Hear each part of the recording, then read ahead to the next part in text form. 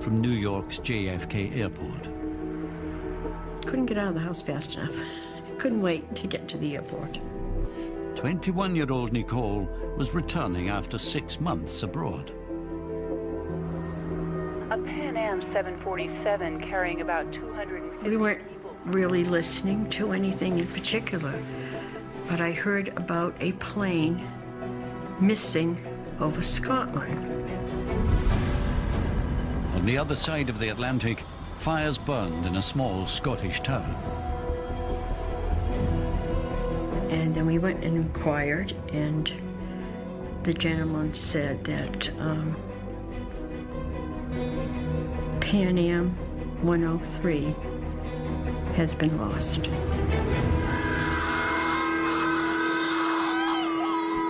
I collapsed at the airport. I was screaming, "My baby, my baby."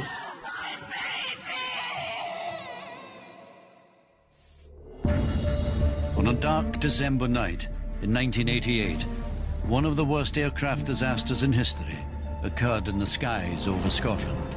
A Boeing 747 aircraft broke apart at 31,000 feet with 259 people on board. Seconds later, the peace of a rural Scottish town was shattered. Large sections of jumbo jet smashed into residential streets, bringing fire and death on an unimaginable scale. The town's name was Lockerbie. The shocking aftermath of the crash was captured on video camera. Much of this footage has never been broadcast before. This is the story of Lockerbie, told by those who were there and those whose lives it tore apart. Horrific. It was a horrific scene. The whole street was gone. The whole street was on fire. It is one of those nights one will never forget.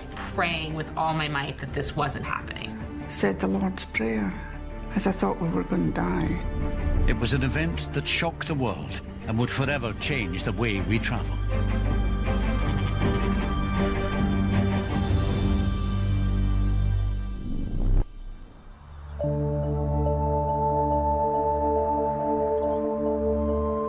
The small town of Lockerbie is located in the Scottish borders. It's a peaceful, rural corner of the country. Lockerbie sits on the M74, the main north-south route linking Scotland and England. For many, the town is just a sign off the road. A sleepy Scottish hillside town. Very welcoming place. A very quiet market town where very little happened, to be honest with you. The youngsters used to complain about there was nothing going on. You know, even going 12 miles to Dumfries was a big adventure. I knew where Scotland was, but and Edinburgh perhaps, Glasgow, but Lockerbie was just beyond my understanding.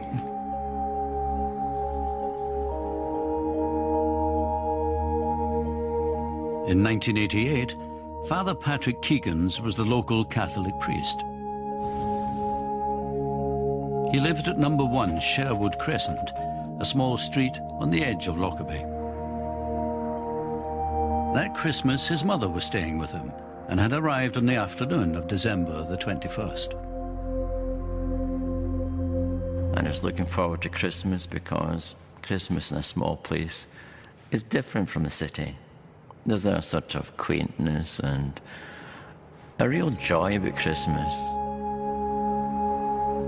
Local schoolteacher Helen Fraser also lived on Sherwood Crescent. Helen, her husband and 2 children lived at number 29. It was the first day of the school holidays, and I'd been teaching. The children and I went to do some bits and pieces of Christmas shopping. And we came back and we put up the Christmas decorations. As locals prepared for Christmas, they could have no idea that within hours their small town would become a household name and a symbol of worldwide tragedy.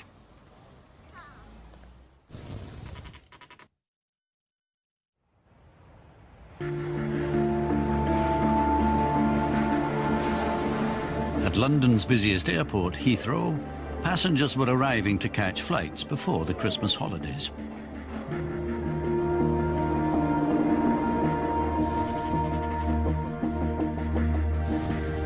Businessman Frank Chula was traveling to New Jersey to spend Christmas with his family.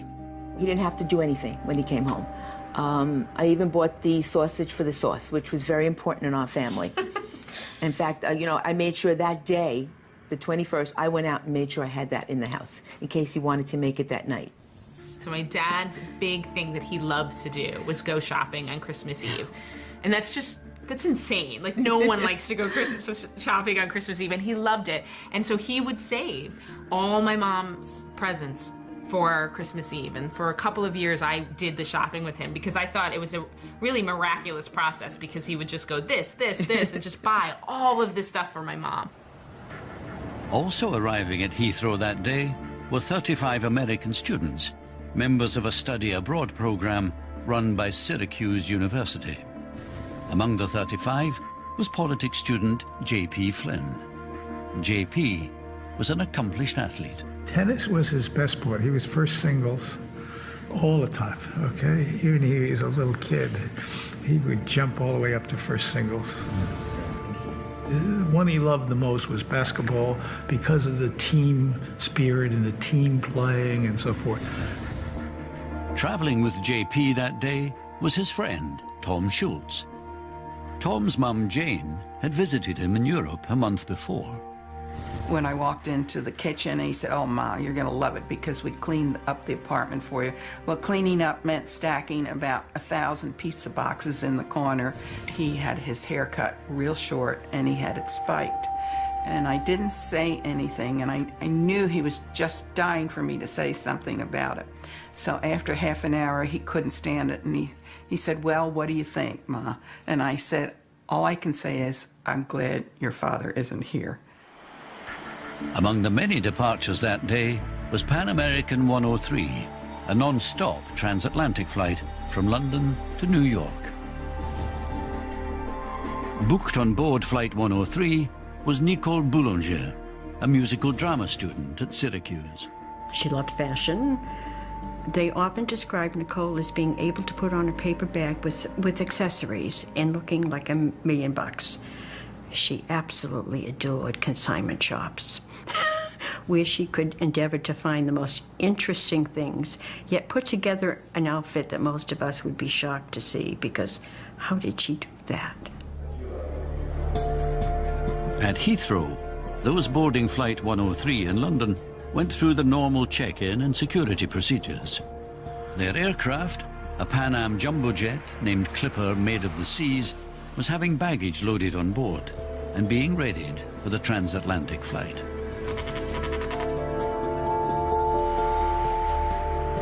Once every passenger was accounted for, the Clipper Made of the Seas left its stand and taxied for takeoff. What no one on board knew was that there was a brown suitcase in the hold which did not belong to anyone on the plane.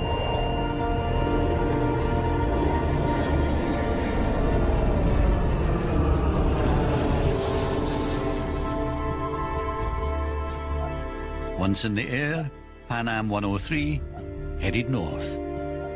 The journey to New York would take some 7 hours.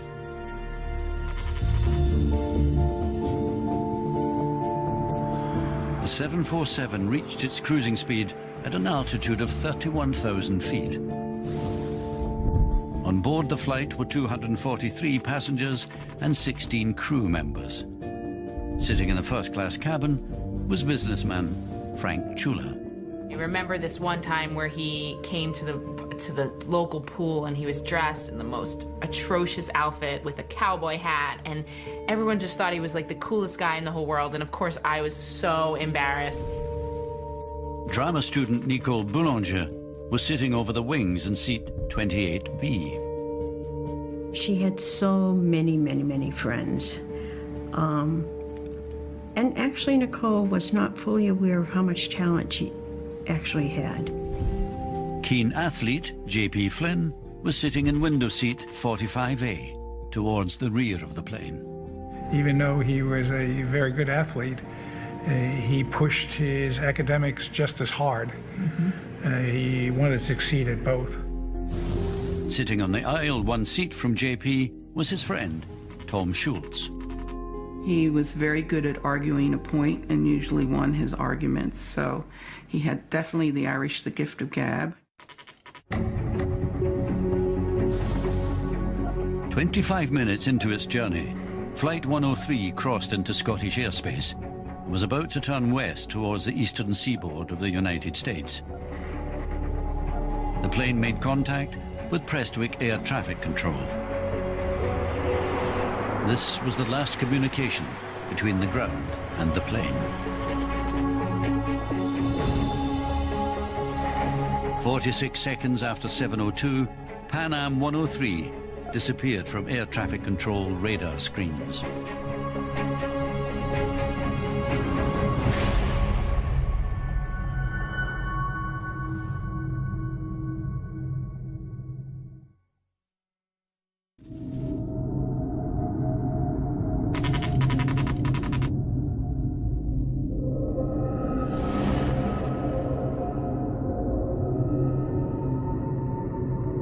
It just lit up with white light. And then the whole sky turned orange. The whole house went dark, and the house shook so much it was impossible to move. And then things just started to fall out of the sky, stone and debris all round about us. And I thought, I'm going to die here. And then everything went still.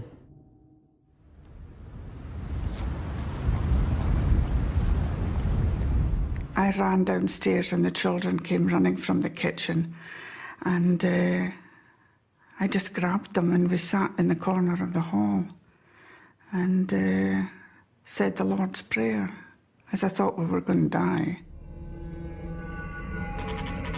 Helen Fraser's house was just a few hundred feet from a huge impact crater.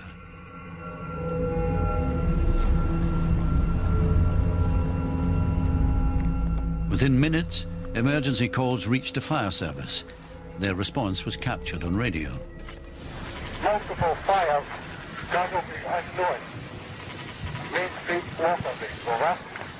Alpha 41 for fire control, roger.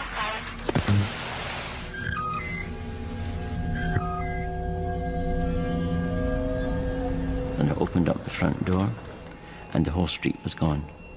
The whole street was on fire. There was fires in the garden and rubble and debris everywhere. Father Patrick Keegans and his mother were incredibly lucky to have survived. Number 1 Sherwood Crescent was just a short distance from the now blazing crater. And I said to my mother, we've got to leave. So I got her ready as best I could and put a scarf over her mouth and wrapped her up, and I put on a big jacket and boots and corduroy trousers. And I said, we'll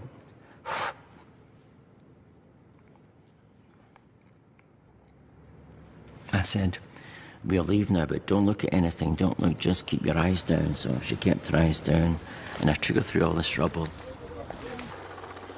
Everything was on fire. The streets were burning, the trees were burning.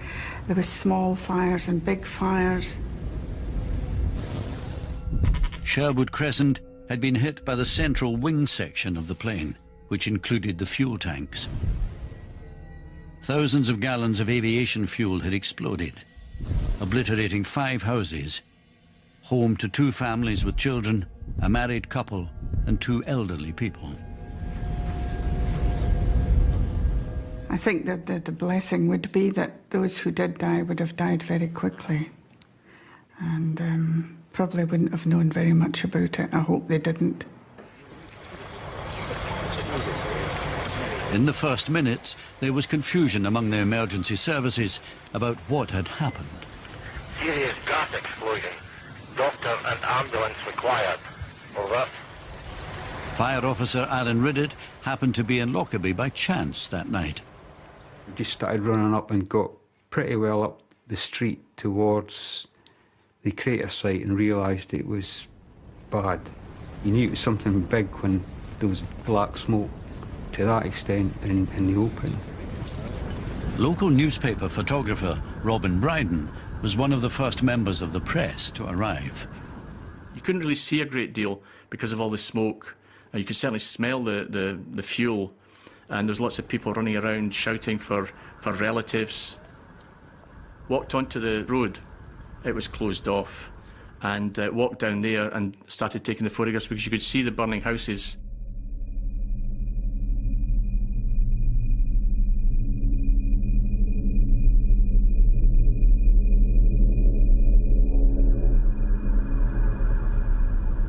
As I was walking up the street, the fires were breaking out in front of me and behind me, and I was frightened, you know. I was sitting to myself, well, maybe get caught in something here. So I was tempted just to come back. There was nothing we could do here at all. I mean, absolutely nothing. The guy behind me, we started running across the fields to the houses. You know, I mean, the 1 or 2 houses were totally engulfed again, nothing you could do. But the ones on the outskirts, you know, there was obviously hope, you know. It was clear to many on the scene that this was some sort of plane crash, but they knew little else. When a reasonable number of firefighters arrived on scene and we started to try and tackle the fire, then the water system quickly realised that one of the engines had fallen down through the water main. So it became quite a difficult incident to deal with because we had a major fire and not a lot of water. What we're doing at the moment is we're doing a reconnaissance of the area. We're reporting back to the control unit to update the picture that's emerging there. The fire, to a large extent, was the least of the problems. I mean, the biggest concern was about were there any survivors, how could we help them. News that a passenger jet had crashed quickly spread across the country. Journalists and TV crews rushed to the scene. The phone rang in the newsroom, and we were all there having a party.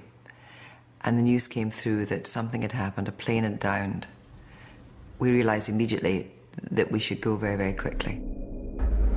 In the United States, news reports began to filter through to families.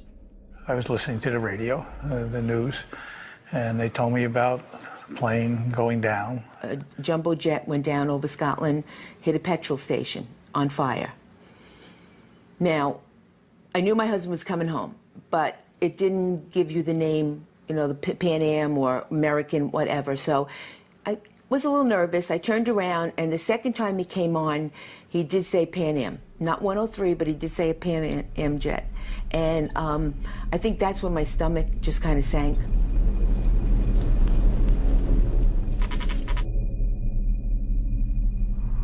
News of the events in Lockerbie reached a government in Westminster. I was in the House of Commons and I got a message saying that there had been an explosion, that a Pan Am aircraft had crashed, there had been some sort of explosion in the sky, and at that stage nobody yet knew anything else. In Lockerbie, hundreds of off-duty police officers rushed to the scene, including 21-year-old Kate Thompson. I do remember being in the car with my colleagues making our way, and we were just south of Lockerbie, and we could see in the distance flames, and another colleague from the service came across our radios and said, "I found the cockpit and it says made of the seas." The discovery of the cockpit was a crucial moment. The emergency services on the ground now knew that this was a 747 jumbo jet, and they knew there would be hundreds of casualties. The cockpit was in fact lying some 3 miles from the centre of Lockerbie. It was clear from this point on that wreckage hadn't just hit the town, it was scattered for miles. You could hear two-tone sirens, you could see flames, you could see there was smoke. But along with that, there was actually peace. It was a strange kind of silence in places. It seemed to me that the place was stunned. It felt as if the physical area of the town was just, the whole thing was just completely stunned. At the local hospital, doctors and nurses were called back to work and emergency medical supplies and blood arrived. The medical staff prepared to deal with hundreds of casualties. Specialists like RAF Mountain Rescue team leader David Wally also began to arrive. When I arrived at Lockerbie, all the way down you could see wreckage in the road. The smell of fuel, aviation fuel, absolutely stank. I'd never smelt it so heavy in the air. And the fires were just a Dante's Inferno. It was horrific. It was a horrific scene. It wasn't just aircraft wreckage scattered around, but the remnants of human life. And we went round, and within 5 minutes we knew we could do nothing. You know, it was mayhem. And, you know, without saying too much, you know, there was bodies everywhere. There was Christmas presents everywhere. Everybody that we could see was dead. The many ambulances that had arrived in Lockerbie stood idle. There were very few wounded among the local people. And at the hospital, staff were still expecting many casualties from the aircraft to arrive. There have been no survivors reported from the crashed aircraft, and we're waiting for Dr. Hill, who's the on-site medical officer, to give us an official stand down.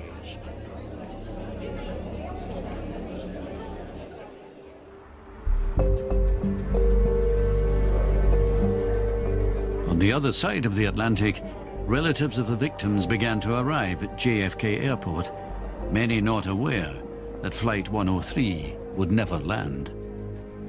Among them was Janine Boulanger and her husband. I collapsed at the airport, and I remember being on the ground trying to get up, and I was just surrounded. People were right on top of me with cameras and bright lights. It was the worst moment that one could possibly have experienced.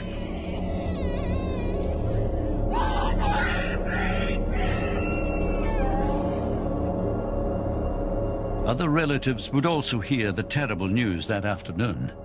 17-year-old Michelle Chula was told to return home from school. When I walked in the house, at that point, my mother was on the floor crying and screaming, and my sister was still in her coat, and so I knew like things were happening really fast. And I remember at that time going into a room, not even saying anything to them, going into the room and just praying, and praying with all my might that this wasn't happening. Parents are supposed to protect their children, and at that moment, I realized that we could not have provided that for her. Even now, a few hours after the tragedy of Pan Am Flight 103, the full extent of the disaster has not been assessed. All around are fragments of the aircraft's fuselage. Helicopters hover overhead with powerful searchlights as the grim search for bodies continues. One of those walking the hills that night was Police Surgeon David Fieldhouse. We met up with one of those chaps with his dog, and he had found locations where there were bodies. And when the number got to about 10 or 11, we decided that we ought to go back and label every one of them, because we hadn't expected that sort of number. And we labelled them, well, I labelled them with my initials DCF1, and eventually up to 58. Around midnight, Scottish Secretary Malcolm Rifkind arrived in Lockerbie. When we first arrived, I was taken a tour of the site. There was, sadly, artifacts on the ground, a shoe, a handbag, various elements of personal property, which had just fallen from the sky. When one went to the first location, where there's a massive crater on the ground caused by the impact of the fuselage, the house is totally destroyed. Clearly, it must have been an enormously devastating event. As the news was officially confirmed that a jumbo jet had broken apart in mid-air, the first thoughts were not of a terrorist attack. When we first heard that the event started at 31,000 feet or around there, we worried about the integrity of the aircraft, frankly. The 747 wasn't a brand new design. It had never broken up in flight before, but if it was a mechanical malfunction or some kind of a structural failure, that would affect all the other 747s out there, perhaps. If this was a structural failure, it could prove catastrophic for the airline industry. Across the globe, thousands of passengers would be stranded just days before Christmas.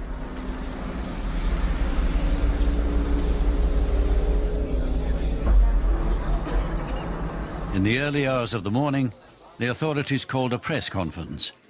Scottish Secretary Malcolm Rifkind and the US Ambassador Charles Price addressed the waiting media. It is one of those nights one will never forget. It's clearly been an appalling disaster. Tragedies of this nature are impossible to predict. It's just a most unfortunate and incredible situation. And we're very, very sorry. Nearly 10 hours after Flight 103 hit Lockerbie, the authorities still had very few answers. You couldn't just say no comment to every single question. You couldn't just say, sorry, I can't help you, but quite often you had to say that. It is certainly the case that the aircraft clearly experienced some form of explosion which has resulted in many parts of the aircraft falling in different locations. That we know. But what might have caused that to happen, I'm sorry, I could not even speculate. There was a huge sense of frustration, I thought, because we couldn't know. We didn't know what had happened. We didn't know whether it had been a massive engine explosion, engine failure, pilot error, a bomb. Nobody knew. And as a journalist, when there's so little you can say and so little that you can report, that is very frustrating.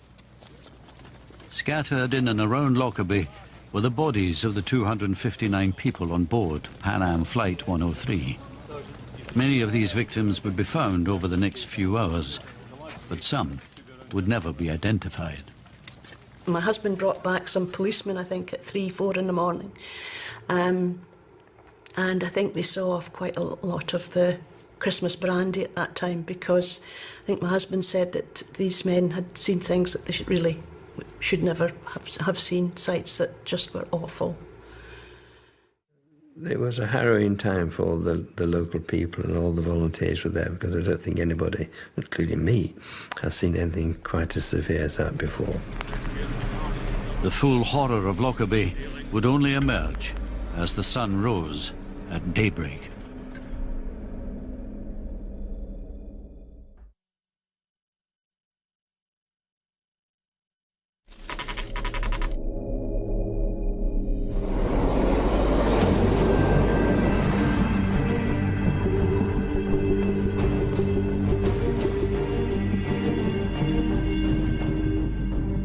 Dawn broke on the 22nd of December, the full extent of the disaster became clear.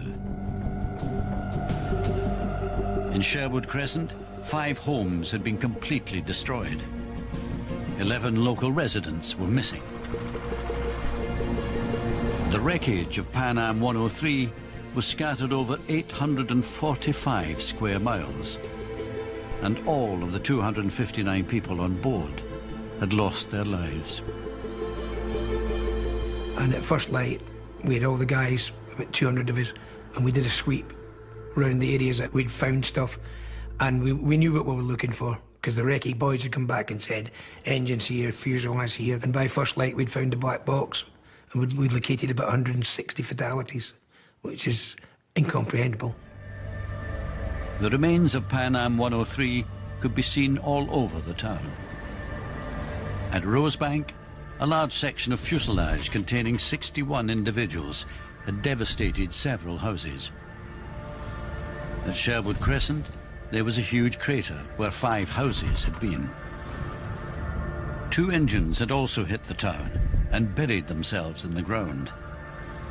And the jumbo jet's cockpit was lying in a field some 3 miles from the centre of Lockerbie. It was really strange because, of course, it was like the dawning of a new day, and yet it was really not. It was kind of the horror of the night was just becoming a little bit clearer. I always remember coming in and there was still that air of smoke, you know, that was just lurking. But by then Sherwood Crescent all the fires had been put out, and Park Place had been sealed off, and they were obviously dealing with that. But by then they'd started to arrange a lot of the searches of the hills, over the hill towards where the cockpit was. From the first hours of the emergency response, the disaster was treated as a criminal investigation. Every victim and piece of wreckage was painstakingly recorded and catalogued. This small Scottish town had become the focus of the world's media. This is a very close rural community. Naturally, people are reluctant to talk about what's happened. People obviously at the moment still don't know whether their friends and neighbours have been involved. There are still a number of local people missing, and we don't have any accurate figures on that. For Lockerbie, it must have been bewildering to have all these big vans trundling in, you know, reporters everywhere swarming over the place. But they were incredibly generous, incredibly hospitable. It was a sense of being in an unreal world the first day, when I saw TV crews and cameras and journalists. So it was like being in a dream. In Sherwood Crescent, the residents saw the human cost of the tragedy firsthand. And there was bits of stuff lying everywhere. And there was this piece of, I don't know what it was sort of greyish, pinkish, big sort of lump, maybe 10 inches by 8 inches, that sort of size. And I kind of looked at it closely, and then I realised it was a big piece of skin. And I thought, oh God. I didn't really look very closely at anything after that. And there was a Bible lying beside it. Just the pages were fluttering.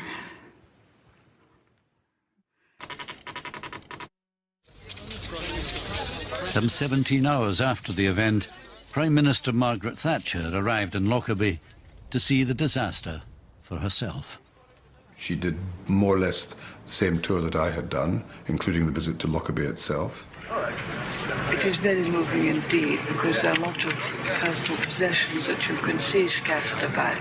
And I think she also made a point of wishing to go to all the people who had volunteered during the night to help with coffee, with sandwiches, with medical support, with psychological support, just to express thanks on behalf of the country. And we must our American friends will remember us, and we must remember their grief too. It's very nice of you to come and thank you very much. Thank you. The rescue workers were a bit annoyed because they had to stop working when these dignitaries descended, and at that time they were still hoping they might find somebody alive, and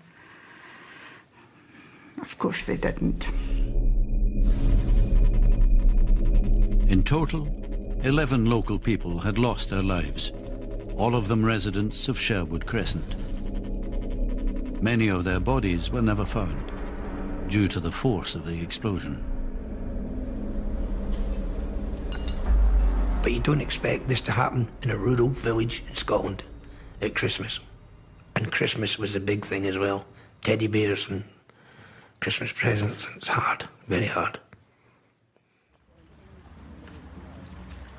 We had a lot of bits which we didn't know about until a policeman came and knocked at the door. So he had a quick look, and then he came back and he said, "You've got a few bits of human remains around." I went and picked some Christmas roses that we had growing,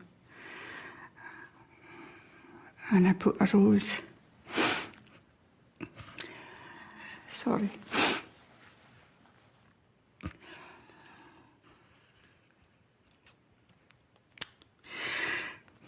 I put a rose at each piece. Said a wee prayer. Kind of pointless thing to do, really, but I just felt I couldn't not do anything.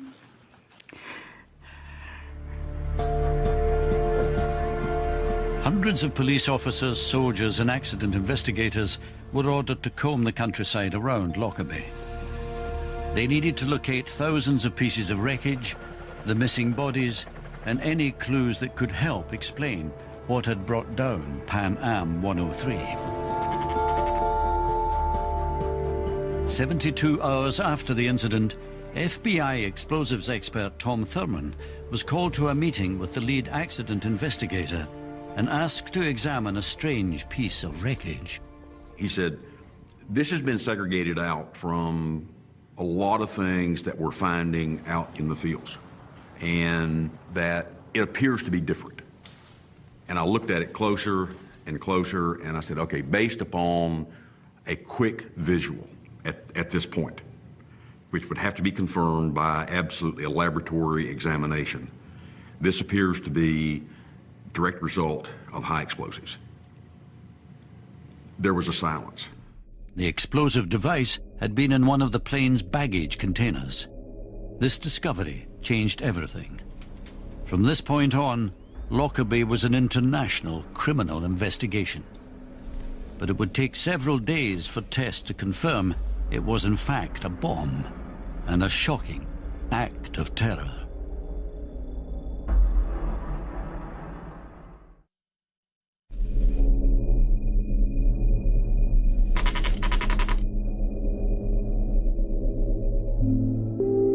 Christmas 1988 was a difficult time for those in Lockerbie. I couldn't say Christmas Mass. I couldn't do the midnight Mass. So I got the bishop to do it. Bishop Taylor came and did it. And I said, I'll just cry my way through this. So he said, you could do one prayer. I said, okay, I'll do one prayer.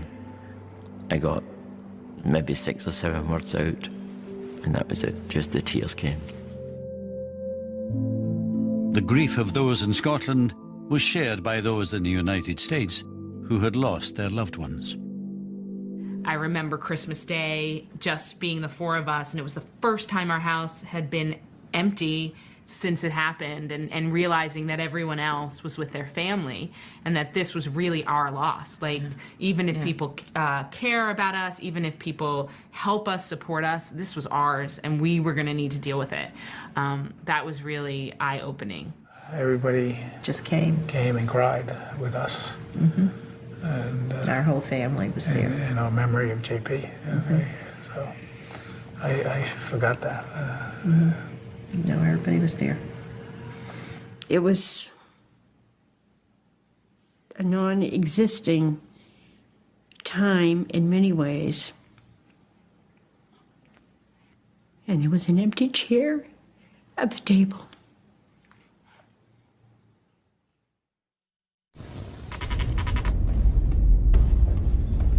The investigators called a press conference. It would end speculation about what had caused the disaster. It has been established that 2 parts of the metal luggage pallet framework show conclusive evidence of a detonating high explosive.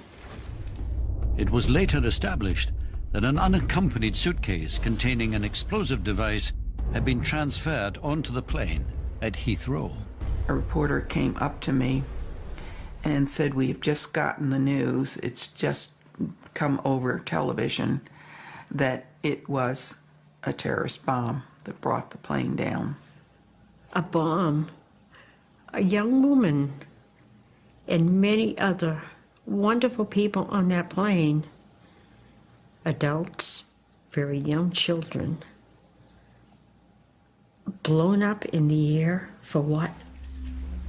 In the months after the disaster, investigators pieced together thousands of fragments of evidence. They discovered that the bomb had been placed in a Samsonite suitcase. This bag had been transferred into the Pan Am baggage system from an Air Malta flight at Frankfurt Airport. We did know we were in for a very long investigation. It's tough when you have a murder. It's harder when the murder could have happened literally anywhere in the world, and the people that perpetrated that murder were unknown and could be who knew where at that point in time.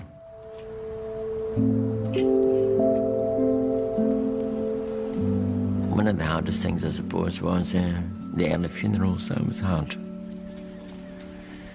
Because the first funeral was Joanne Flanagan. She was only 10.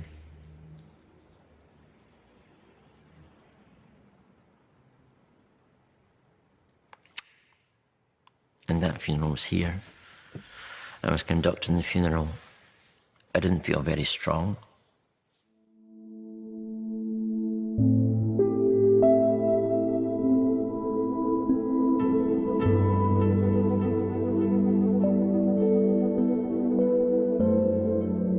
When identification had been confirmed, the bodies of the victims were returned in early January 1989. In the United States, some of the families came to the airport to meet the bodies of their loved ones. A forklift lifted out the coffins one by one, and there they are dangling up in the sky. And each family had a hearse there waiting to take the body. It was like they were handling a piece of cargo. It was terrible.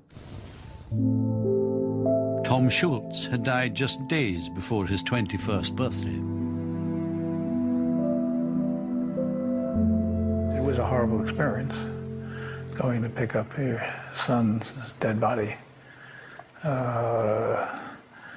And as I said before, everybody was so sorrowful and crying and so on and so forth. So we went through a long period of sorrow. And a long period to this day, still sorrowful. We still cry a lot.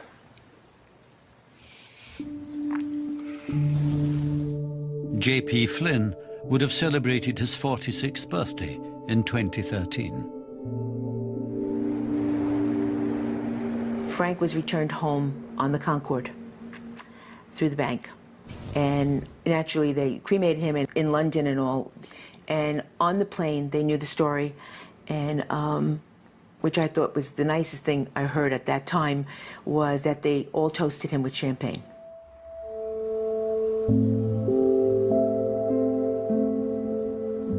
Cole's body was not recovered. There were body parts that were recovered for which they could not assign an identity. So that all of these were buried in one simple grave in the Lockerbie Cemetery with a headstone of those whose remains could not be identified, Nicole being one of them.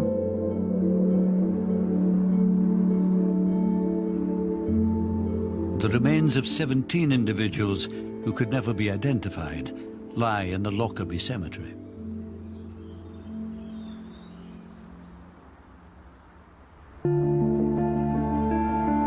The tragedy that unfolded in Lockerbie had an immediate effect on international travel. In the United States, a presidential commission examining the events made 60 recommendations to tighten airport security. Bags were no longer allowed to travel without an accompanying passenger, and bag searches became more rigorous. Air travel really isn't that pleasant experience, and Lockerbie was pretty much the first step in that, I think. There had been bombings before, but Lockerbie was the eye-opener. In the year 2000, at a specially convened Scottish court sitting in the Netherlands, Libyan nationals Abdel Basset al-Megrahi and Al-Amin Khalifa Fahima were tried for 270 counts of murder. The trial lasted 9 months. Al-Megrahi alone was found guilty and sentenced to 27 years in jail. In 2003, Colonel Gaddafi's Libyan regime agreed to pay $2.7 billion in compensation to the families of Pan Am 103 victims. In 2008, Al-Megrahi was diagnosed with terminal cancer and released on compassionate grounds the following year. He died in May 2012.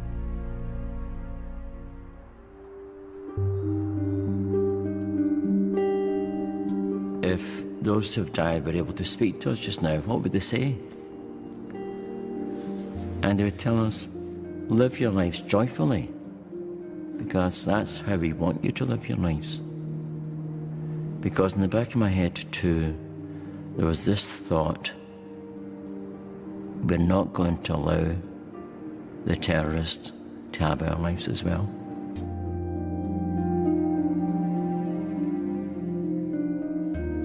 The world is full of hate and terror, and I've decided that I need to concentrate on the goodness that surrounds us and the beauty of life. Because I don't think my daughter would want anything else.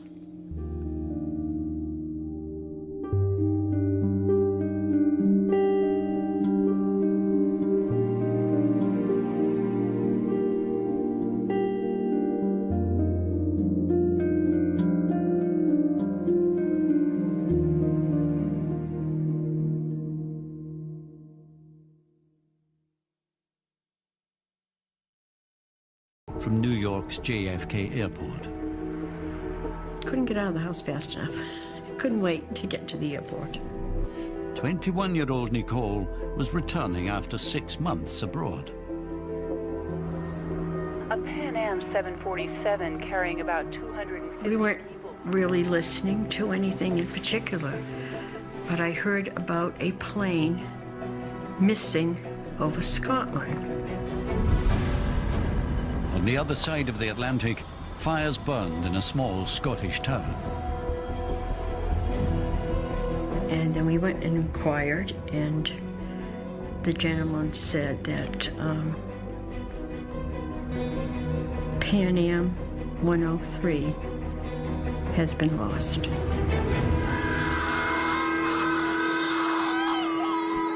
I collapsed at the airport. I was screaming, my baby, my baby.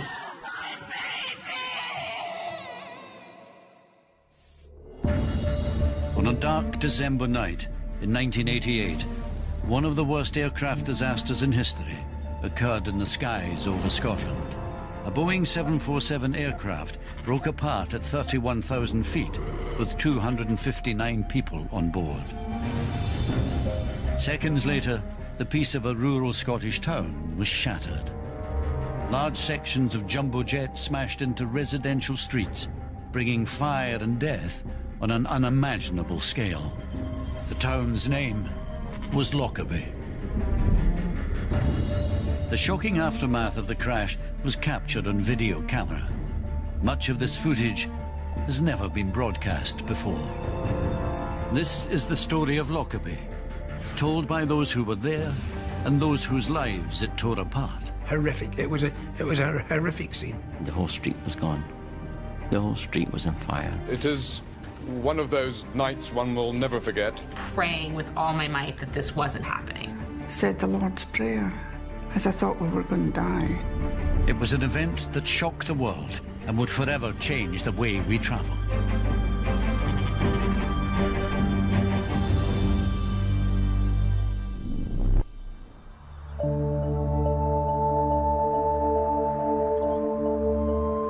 The small town of Lockerbie is located in the Scottish borders. It's a peaceful, rural corner of the country. Lockerbie sits on the M74, the main north-south route linking Scotland and England. For many, the town is just a sign off the road. A sleepy Scottish hillside town. Very welcoming place. A very quiet market town where very little happened, to be honest with you. The youngsters used to complain about there was nothing going on, you know, even going 12 miles to Dumfries was a big adventure. I knew where Scotland was, but and Edinburgh perhaps, Glasgow, but Lockerbie was just beyond my understanding.